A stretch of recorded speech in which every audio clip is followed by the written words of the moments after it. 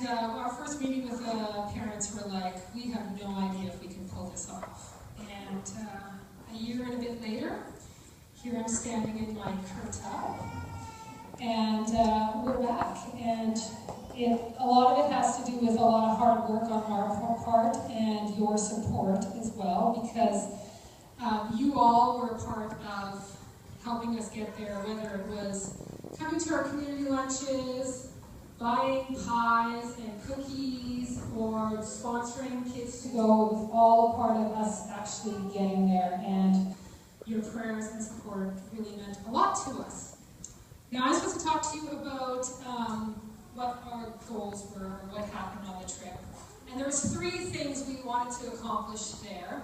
One was build relationship with the youth in the church.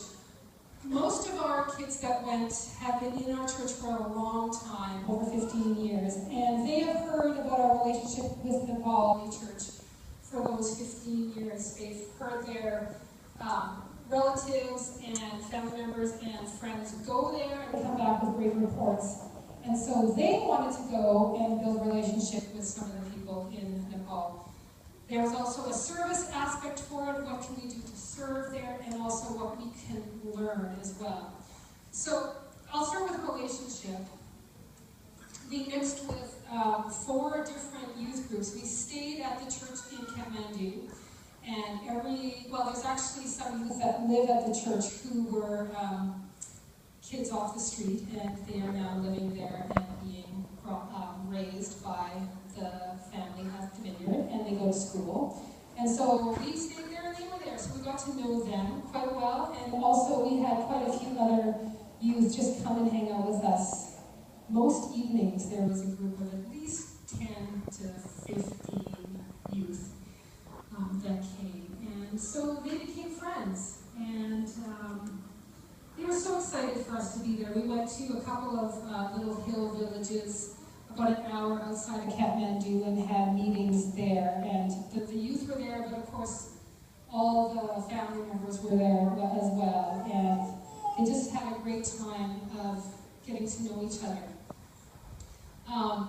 Nathan said about a year ago, when he was there, over a year ago, he said to the people in this small village called Champi, I think I might try to get our youth to come and visit you. And that was sort of a very tentative statement on his part, but they took it as fact, and they waited an entire year for us to come and visit them. And so it was an amazing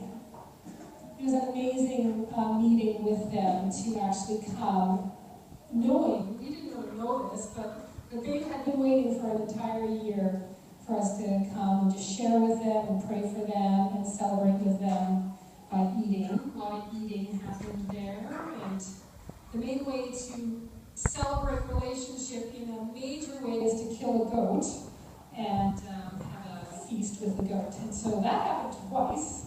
It's like we're sitting in a circle, and all of a sudden somebody comes up with a goat, an actual goat walking there. It's like, this is your meal for tomorrow. It's like, okay. That was interesting. And we actually had to deal with a lot of sameness about our groups. Like, they're all youth, and they all have dreams and hopes for the future, and like to hang out with their friends, and want to do well at school, and all that kind of stuff. But there was a lot of differences, too. Like, just the way they related to us. Like, in a respectful way, they acted shy towards us, and we were sort of louder and boisterous kind of culture, and we interpreted their shyness as they didn't really want to be around us. But once we explained to them, no, we want you to come and join us, and we understood then that their shyness was actually respect for us, we could sort of break through those barriers and really learn to love each other. The highlight relationally for us, women, girls, we were in this mountain village for 4 days, and we walked down for an hour to this river, large river, and we went swimming there. It was so hot. It felt like 40. How hot was it, Jody? Jody, was it hot? It was really hot. It felt like about 40 And we actually got these 19-year-old girls who had never been in water before to swim with us. And they're like, no, sure. And by the end, they were like having a blast, just splashing each other. We actually tried to give them swimming lessons, and that was a real highlight for us. Service-wise, you know what? We did not have to come with a big program or anything. We just needed to come and share our lives with them and pray for them and be there with them. And that was enough for them because we were like family. It was like a family reunion. You don't have to like do a program for a family reunion. You just have to show up and be there. So we did do things like go to house groups and share with people at house groups. And we went to the riverbed where it's kind of like a shanty town on the riverbed. And we brought some hampers of rice and lentils to them. We cleared land in Gorka, which was this mountain village. They had purchased land to have a cemetery. And so we took the Nepali knives and were clearing the brush and moving it out of the way. So that was our service part of it. And then the kids needed to learn about Nepal too.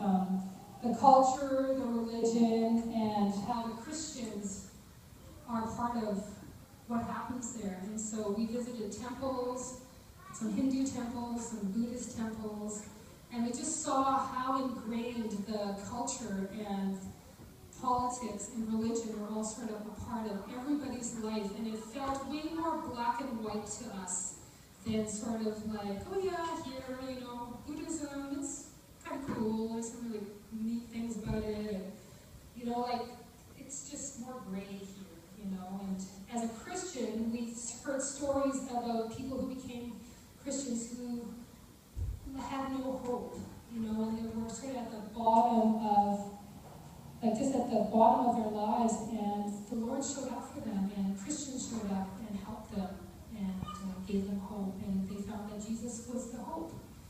And we learned also about how that following Jesus there is a real statement, and sometimes families will reject you then, and sometimes you're respected because there's enough Christians in the village that it's not that big of a deal, but in other places it's like you become a Christian and you don't have family anymore, and so your church family becomes your family. We learned like some really, Nathan really wanted to also focus on some positive things about the culture and the religion there as well, that also show, you know, how it's different than what we believe. So it was all really very cool.